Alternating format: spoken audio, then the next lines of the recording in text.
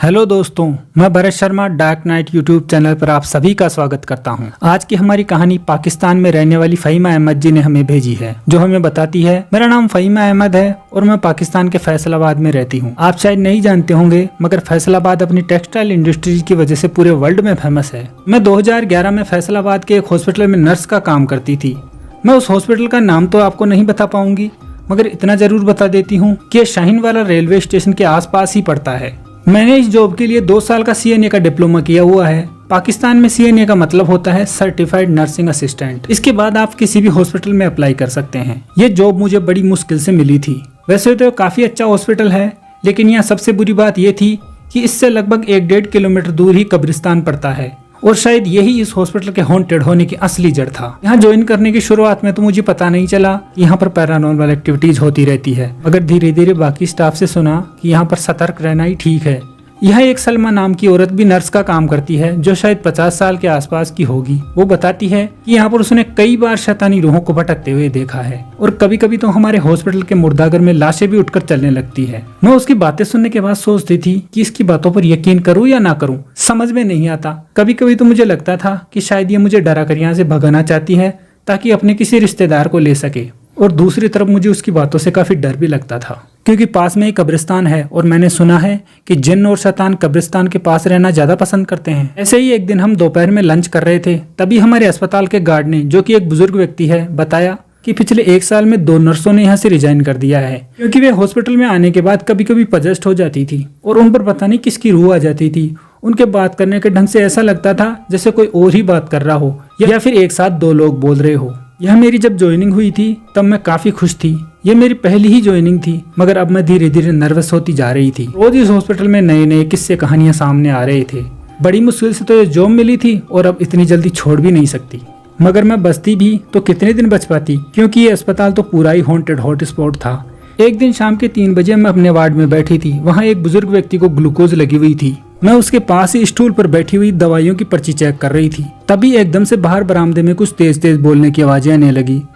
ये सुनकर मैं जल्दी से दरवाजे के पास गई तो मैंने देखा कि काफी सारे डॉक्टर्स और नर्स इकट्ठे हो रहे हैं, तो मैं भी वहां चली गई। मैंने वहां जाकर देखा कि उन लोगों के बीच में हमारे हॉस्पिटल की एम्प्लॉय राबिया बैठी है। वो भी यहाँ पर नर्स थी और पिछले 2 सालों से काम कर रही है। राबिया भी पजेस्ट हो चुकी थी, उस पर भी कोई शैतानी रूह आ गई थी। वो कुछ अंदर ही अंदर बड़बड़ा रही थी। अब उसने अपना हिजाब भी उतार दिया था। वो कभी शांत हो जाती और अचानक ही हंसने लगती, और कुछ देर बाद रोने भी लग जाती।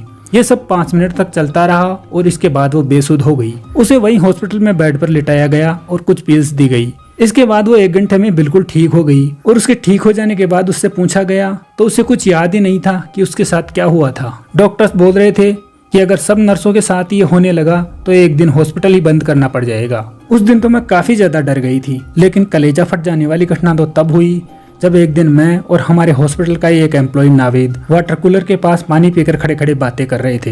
हमारे हॉस्पिटल के मोर्ग मतलब कि मुर्दाघर के पास ही वाटर कूलर लगा हुआ है। हमने सुना कि मुर्दाघर के अंदर से कुछ खटखट की आवाजें आ रही है। हम उन आवाजों को सुनकर थोड़ा सतर्क हो गए थे और शांत होकर उन्हें ध्यान से सुनने लगे, लेकिन वो आवाजें अब भी बार बार आ रही थी। और हैरान कर देने वाली बात ये थी कि मुर्दाघर का दरवाजा तो बंद था, उस पर ताला तो नहीं था, मगर बाहर से ही कुंडी लगी हुई थी। अब भला बाहर से कुंडी लगाकर कौन अंदर चला गया? जब इसे चेक करने के लिए नावेद ने हल्के हाथों से दरवाजा खोला और अंदर देखने लगा तो उसे कुछ भी दिखाई नहीं दिया। इसके बाद वह अंदर चला गया। तो मैंने थोड़ी देर बाद पूछा कि कौन है वहाँ, कुछ बताओ भी। तो नावेद ने कोई जवाब नहीं दिया। इसके बाद मैं भी सहमते हुए अंदर चली गई। मैंने अंदर जाकर देखा तो नावेद मेरे सामने ही खड़ा था। वह इधर उधर देख रहा था कि आवाजें कहाँ से आ रही है। अचानक ही हम दोनों की नजर पड़ी कि एक पलंग जिस पर की लाश पड़ी थी वह बार बार फड़फड़ा रहा था। हमने जब उसके करीब जाकर देखा तो हमारी आंखें फटी की फटी ही रह गई। देखा कि एक बड़ा सा मॉन्स्टर उसके बगल में बैठा है। वह इतना बड़ा था कि बैठे हुए भी 5 फीट तक ऊंचा लग रहा था। उसके शरीर पर एक भी कपड़ा नहीं था और पूरा शरीर सड़ा गला नजर आ रहा था। मैं ठीक से तो नहीं बता सकती, लेकिन वो फिल्मों में दिखाई देने वाले बिगफुट जितना बड़ा था। उसका चेहरा तो हमें कम ही नजर आ रहा था, मगर हम साइड से देख रहे थे वो काफी भयानक था। वो लाश को नोच नोच कर खा रहा था और किसी मगरमच्छ की तरह लाश से मांस तोड़ रहा था। यह नजारा काफी भयानक था और हम दोनों इससे बहुत ज्यादा डर गए थे। वो हमारी तरफ ध्यान ही नहीं दे रहा था, जैसे उसे पता ही नहीं कि हम अंदर आ गए हैं। वह खाने में इतना व्यस्त था कि हम अंदर फुसफुसा रहे थे, वो भी उसे सुनाई नहीं दे रहा था। हम वहीं स्तब्ध खड़े हो गए। हम सोच रहे थे कि अगर हिल गए और इस मॉन्स्टर को पता चल गया तो ये हमें जिंदा ही निकल जाएगा। कुछ देर उस लाश को नोचने के बाद वह उठकर खिड़की के पास गया जो कि खुली हुई थी। शायद उसने ही खोली होगी और पता नहीं कैसे, मैं बता नहीं सकती, मगर सिक उड़ता हुआ बाहर निकल गया।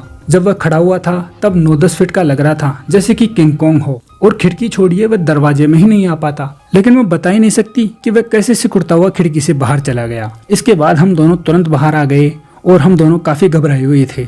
जब नावेद ने बाकी स्टाफ को ये बात बताई तो वे दौड़ते हुए मुर्दाघर में गए तो वहाँ एक विंडो खुली हुई थी और एक लाश को बुरी तरह से नोचा खसोटा गया था। तब हॉस्पिटल में बातें हो रही थी कि वो घोल जिन्न था जो कि शायद पास के कब्रिस्तान से आया होगा। ये घोल जिन्न लाशों को खाना पसंद करते हैं। हमारे हॉस्पिटल के गार्ड ने भी बताया कि वो घोल जिन्न था, इसने पहले भी कई बार ऐसा किया है। उस दिन मेरी तबीयत खराब हो गई थी तो मैं उसी समय छुट्टी लेकर घर आ गई। इसके बाद मैं कभी भी उस अस्पताल में नहीं गई और मैंने वहाँ से रिजाइन कर दिया। इसके बाद वहाँ क्या क्या होता है मुझे नहीं पता, लेकिन मेरे साथ जो हुआ वो मैंने आपको सच सच बता दिया। तो दोस्तों कमेंट करके बताइए आपको ये स्टोरी कैसे लगी। अगर अच्छी लगी हो तो लाइक करिए, चैनल को सब्सक्राइब करिए और साथ ही नए वीडियोस का नोटिफिकेशन पाने के लिए बेल आइकन जरूर प्रेस कर दीजिएगा। तो मिलते हैं कोई नई कहानी लेकर।